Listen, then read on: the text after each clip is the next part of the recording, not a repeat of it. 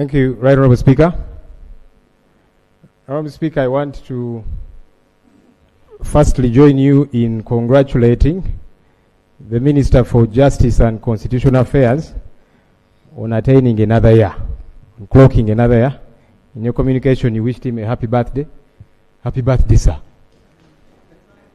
I am hoping you have not amended your age. Nowadays, people amend too many things. Please keep your age that way. Honourable Speaker, I want to push through one or two issues that got guidance from this House, but they are still pending somewhat. On January 29th, we were here, and I raised, among other issues, the biometric voter verification kits that were used, or certainly not used, in the just concluded elections. And the concern was, this House appropriated plenty of money, billions upon billions of shillings, for these biometric voter verification kits to be used in the election. The presiding officer at the time, the Right Honourable Deputy Speaker, directed that the Minister for Justice and Constitutional Affairs will come to this House with a statement regarding these machines. Because it's important we are accountable. Otherwise, Parliament will be seen as an accomplice in wasting taxpayers' money. We appropriated nearly 400 billion shillings. Part of that was to buy the machines. Part of that was to train those who were to use the machines. Part of that money was to sync the ballot papers to be usable for scanning and so on and so forth. Did that money go down the drain? Because we were told that these machines were the panacea to vote rigging, which has become all too common. Vote rigging, ballot stuffing, and all the drama that comes with our elections, which affects both sides. I saw some colleagues on the NRM side during elections also complaining about vote rigging. Right Honourable Speaker, I think it would be a good reminder for that statement to come, since the House directed as such. Secondly, Right Honourable Speaker, again, after October 31st, when we had the dangerous floods that caused mayhem and wreaked havoc in the city, traders lost merchandise, plenty of money went down the drain.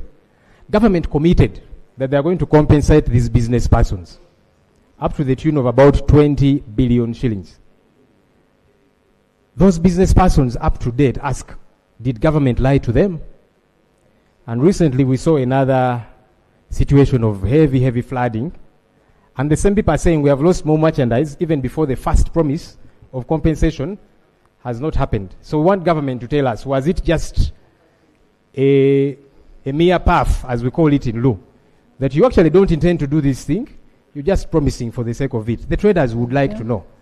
Thank you. Maybe government could tether in that regard. When is government going to come with a comprehensive plan that we can know about to address the flooding situation in our country? We need to know. Poor drainage, poor planning, if it does happen at all with the numerous buildings that do come up. We want some kind of commitment from government, because you also shouldn't be compensating each time again and again. Meanwhile, not even compensated the first time. And relatedly, when the Chitezi situation happened in August of 2024, over 35 people died. Garbage killed people here in the city, close by.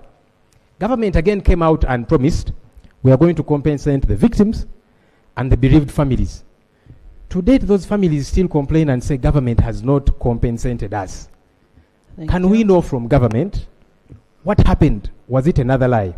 Finally, Right Honourable Speaker.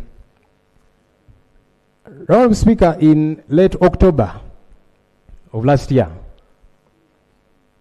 we raised concerns here when journalists from Nation Media Group were barred from accessing Parliament. You see, our Constitution has got a Bill of Rights, Chapter 4, with specificity, Article 29(1)(a), provides for freedom of the press. And that's why we get to have journalists here. In fact, our rules have domesticated it for Parliament here. Our rules provide that our sessions will be covered by the press. So nation media journalists, NTV, Daily Monitor, and the others were barred from accessing Parliament. That's 5 months ago. The management tells us they have not up to now gotten a reason why they have not been summoned over any indiscipline issue. Because yes, rights are in place. Rights can be abused and then people are checked. But then they're saying, did we abuse the rights that allow us to come and cover Parliament? Up to now, they have no idea. I think it would be good for this House to know, are there journalists that are totally not allowable to come to Parliament? And if so, why? Because we are the ones that pass these laws that talk about freedom of the press and so on and so forth. I thank you, Honorable Speaker. Thank you. I see so many journalists there. You mean none of them is from Nation Media?